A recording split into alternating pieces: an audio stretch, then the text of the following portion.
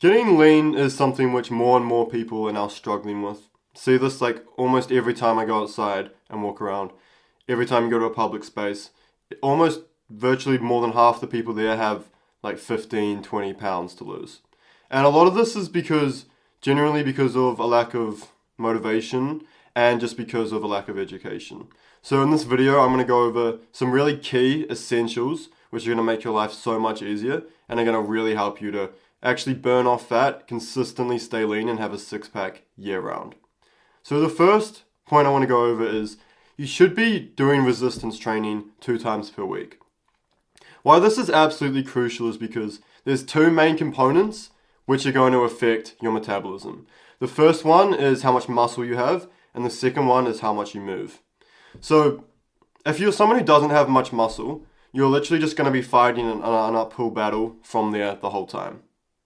Your resting metabolic rate is going to be significantly higher, and you're going to burn a ton more calories, burn a ton more fat at rest when you have more muscle mass. These are the 2 things which really affect your metabolism. So I recommend going to the gym 2 days per week. The reason why I don't recommend going more than that is because doing heavy, intense sessions in the gym can actually boost your hunger and lead to a lot more cravings. And generally, when people have cravings, they don't actually stick to their diet they've set out for themselves, and they end up just snacking in the fridge or the freezer, and they end up just eating food which is not helpful to them at all and which doesn't have much nutritional value. Just things like crackers, sugar, etc. So I highly recommend just doing 2 days per week, do 2 full body sessions, and I'll split the legs out, so you're doing quads on one day and then hamstrings and glutes on the other day, and then just do upper body for the rest of that session. And you'll find that this is more than enough stimulus to actually build a ton of muscle quickly. You're not going to be too hungry, and you're going to build a lot more muscle really fast by doing this. And when you build more muscle, it's just going to make the whole process a lot easier. So the second point, which isn't talked about enough, is just getting sunlight in and just boosting your testosterone. One of the symptoms of low testosterone is that getting up and putting in a bunch of effort into something actually feels really hard. And if you have high testosterone, it's going to make effort feel good. It's going to make you actually want to really get up, go outside, to lift heavy weights, to go move around, to go for a run, etc. And just do the things that are going to really help you stay lean. So I found that when I boosted my testosterone and actively been trying to increase this, it's really just made me just want to go out and actually want to exercise a lot more. And overall, I've just been someone who's a lot more active all of the time. So if you don't have high testosterone, same thing with muscle, you're just fighting an uphill battle. Expending effort is just going to feel so much worse. It's going to be less enjoyable. You're going to be less motivated to do it. And it's just going to be quite uncomfortable for you. So I highly recommend getting some really good sleep in, boosting your diet. Going outside and getting sunlight is a really, really easy way to boost testosterone. Getting some vitamin D. This is really going to help regulate your nervous system, regulate your hormonal health. It's also going to help boost your mood, your dopamine, and your serotonin, which is going to put you in the right mode for the rest of the day to really help you create an active lifestyle. So this is another topic which a lot of people get wrong. It's a huge misconception when it comes to just staying lean and trimming down fat. And what I recommend you do is to actually drop down heavy intensive cardio sessions. So the reason why these are quite harmful, these are things like Hydrox, going for runs for long periods of time, or doing marathons and things like that. The reason why these are so harmful is because after you've done these heavy intensive cardiovascular activities, your nervous system's going to be shot and you're going to feel quite depleted, which means you're therefore going to seek replenishment in the form of food. So doing these intense sessions are just going to spike your hunger and they're really going to spike your cravings. And I've found that when you fade away from what your diet is and when you just randomly start going and snacking in the kitchen all the time, it's never really something healthy, which is actually adding nutrition to your diet. A lot of people who have set meals and then snack and go away from these meals, they tend to just eat chocolate, eat sugar, donuts, things that really don't help your diet. These are going to really affect your metabolism, your digestion, and they're really just going to put you off on a backward spiral. So I recommend, in terms of cardio, just do walking and just do activities like moving around more throughout the day. So the next topic is called non-exercise activity thermogenesis, or NEAT. And this is essentially just how much you're moving around throughout the day when you're not doing resistance training or heavy cardiovascular activities or you're sleeping. It's just about how much you're moving around and how active of a lifestyle you are or you have.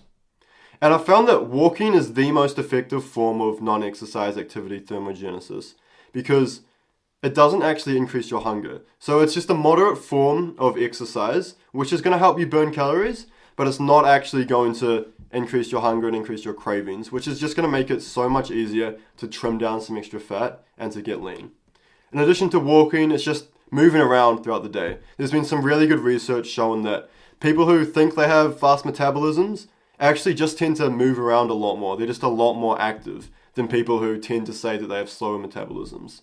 So I highly recommend just move around a lot more, go walking a lot more, try and hit 10 to 15,000 steps per day. If you can hit this every single day, and you don't have to do it all at once, you can kind of break it up, do it in your lunch break, do it between sets in the gym when you're working out, or just go outside, go for a few walks so it's not all at once. But if you can really hit this mark of 10,000 steps per day and above that, it's just going to make getting lean so much easier because you're not going to get more hungry and you're going to burn a considerable amount of calories doing this. So the next point, which is actually arguably the most important point, is your diet. And this is specifically to switch your diet away from foods which are processed, foods which have sweeteners in them, foods which have additives and just added flavors which aren't natural. Switch away from these heavily processed foods, and you should shift this to natural, organic, whole foods. So what I mean by heavy processed foods, if you have a look at a lot of the ingredients of a lot of what you can buy in supermarkets, a lot of them you can actually look at it and you don't recognize anything that's there. A lot of it just has weird chemicals added in by a boardroom of people who are trying to make this product more addictive and to really spike your dopamine, spike your cravings, to make you go back and buy more. And actually, all of these added ingredients, none of them are beneficial to your health. And people know this in these companies, they just don't care. They literally just want you to keep coming back and buying the same product. So I highly recommend, if you really want to take your health seriously and also burn fat, one of the most crucial steps you can do, if not the most crucial step, is to just shift your diet to completely natural ingredients. So this could be for your source of protein. It could be meat, generally steak, chicken, sirloin steak, rump steak. Also, I recommend raw dairy for your protein. Things like raw eggs, which are grass-fed. Having some milk as well, which is raw. And then also just some raw butter as well. I find that this is really, really crucial to help actually boost your testosterone and also just have really good healthy sources of protein. So I found that animal fats, research has shown, and animal sources of protein, they're extremely nutrient dense. So they have a much higher nutritional value than any other form of protein, like plant-based protein, which is pushed a lot these days, or what anything else can provide for you. So animal fats have essential micronutrients such as zinc, magnesium, creatine. They have a lot of amino acids. They have a lot of vitamins as well. And this just creates such a better nutritional value for you. It's going to make you so much more healthier. You're going to feel a lot better. It's also going to reduce your cravings. And overall, it's going to boost your testosterone, boost your muscle growth. Overall, your body's actually going to start to absorb this food a lot better and a lot more efficiently. And more of these calories which you take in are going to be attributed towards muscle gain and away from fat loss.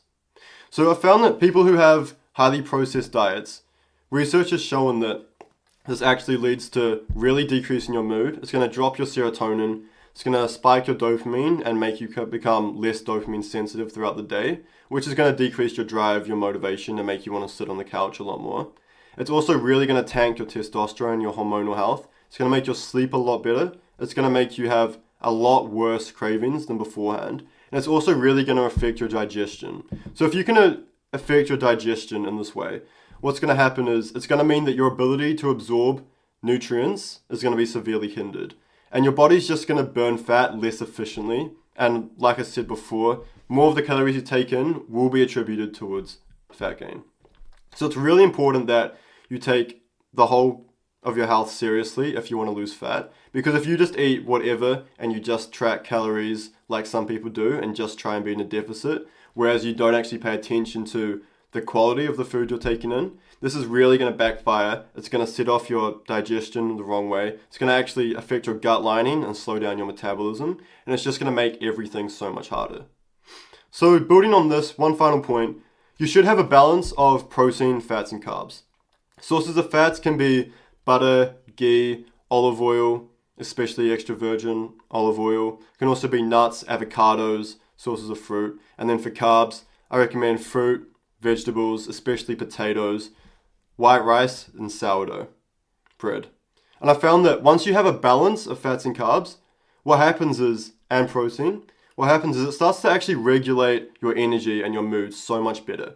I found that when people go too high in protein and they drop fats and carbs, which is a really common misconception for how you can improve your health, when people do this, they actually get cravings so much more because they're going to be significantly less full from the calories that they're taking in, which just leads to them binge eating and overeating a lot more. And also it's going to tank your testosterone, tank your health, which is just really going to set you off on the wrong foot as well. So make sure you have a balance. This is really going to help regulate your cravings, regulate your testosterone, your hormonal health. It's going to make you feel so much better, give you so much more energy throughout the day with these essential fats, carbs, and protein. And if you can have a balance and put this all together, it's just going to make you live such a more active, proactive lifestyle and make fat loss become a lot more simple. One final point, which I can go over briefly, which I found has really helped me as well, helped me to really stay lean, is just cold exposure. So when you're in the cold, your body starts to shiver, which activates the thermogenesis response, which is just a metabolic process of heat production in your body. And when you produce this heat, it starts to really burn fat a lot more efficiently and effectively. So I found that this is something which could be added on as a potential bonus. It's not really major. Some of all of the other topics I've mentioned today are a lot more major than this one topic. However, if you really want to get the best out of this, just take cold showers. If you do have a cold lake nearby or a cold plunge, you could hop in that, and it's really going to help you with the shivering process where your body heats up. It also really helps to activate your mitochondria, which is the powerhouse of the cell, and it's really going to help to boost your energy as well. So overall, it's just going to make you feel so much better. It's had proven benefits to your health, and most importantly, it's just going to create an additional fat loss. So I highly recommend doing this as well if you can. Cold exposure, cold showers, these also really help you. So that's pretty much it. This is some of the main key fundamentals on how to lose fat efficiently and effectively. I found that if you can implement these tactics just year round, non-stop, I've managed to maintain my fat at a very low level. I've managed to maintain my six-pack. Even if it's in summer, winter, it doesn't matter. It's just super, super helpful. Makes you stay lean and also fit. And you're just going to have so much more energy throughout the day. And living an active lifestyle is going to lead to you living a happier lifestyle.